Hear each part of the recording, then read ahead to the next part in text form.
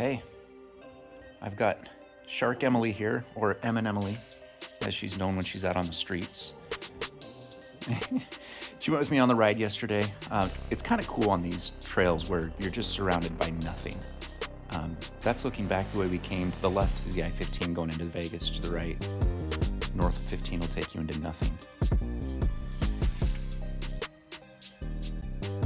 The trail goes for a few miles until it kind of takes you up into the mountains here.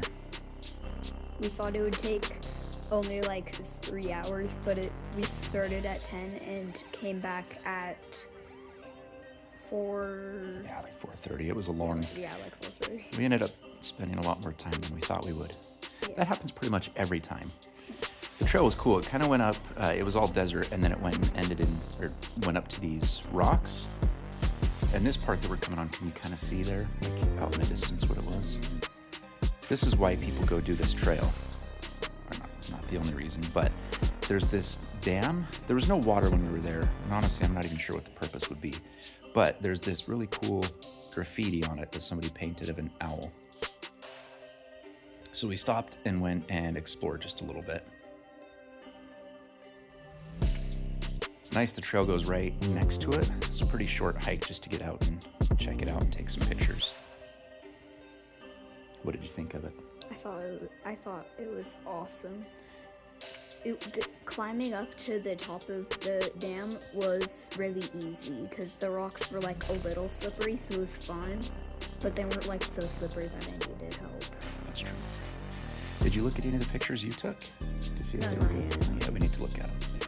Make your own slideshow, huh? Yeah. So we played around for a little bit and then went on the rest of the trail. It goes up over the little mountain pass. I mean, it's not much of a pass, but this area was called like Buttermilk Pockets or something. We didn't stop and explore, but you can see on the side of the Jeep there's a bunch of little caves up in the mountains that we probably should go back and explore sometime. I really wanted to look at those. Yeah, we didn't notice them at the time.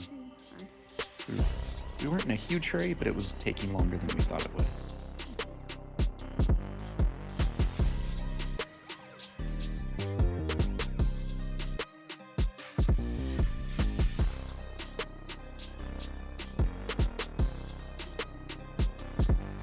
Most of the trail just kind of cruises through these, kind of just like a nice scenic wash. There's some places with some epic views though. This video is not very good, but do you know why I put this on here? Why? Because my Jeep looks dope. The side view looks kind of cool. Yeah. It's kind of a struggle that I have to deal with pretty much daily, that I've got the single coolest vehicle ever made. So when I'm out there driving, yeah, everyone else that's around me probably feels like insecure because their vehicle isn't as cool. So it's really just my service to the rest of the world that I give some videos like this to show them how cool it is. Right? Yeah, of course. Of course. You're still looking for more things. To put on it? Well, always. Next, you'll probably be putting on like the world's biggest tires, unless you already have them on. Not even close, but we definitely have to go bigger next time, huh? Totally. What I like about this part is as we came down on the other side of the mountain, you start to see just these random croppings of red rocks. This is where you start getting into the Valley of Fire area.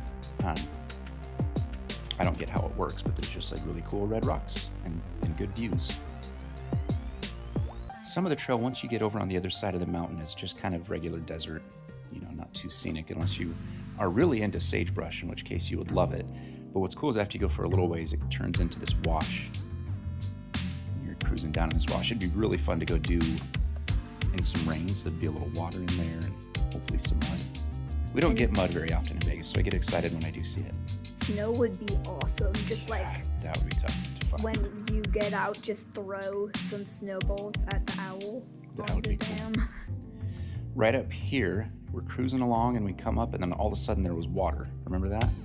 So we had to go drive up to kind of find where it came from, but it was just a little spring. And of course we drove through it. Obviously. There was really no mud though, it was just kind of sand and water.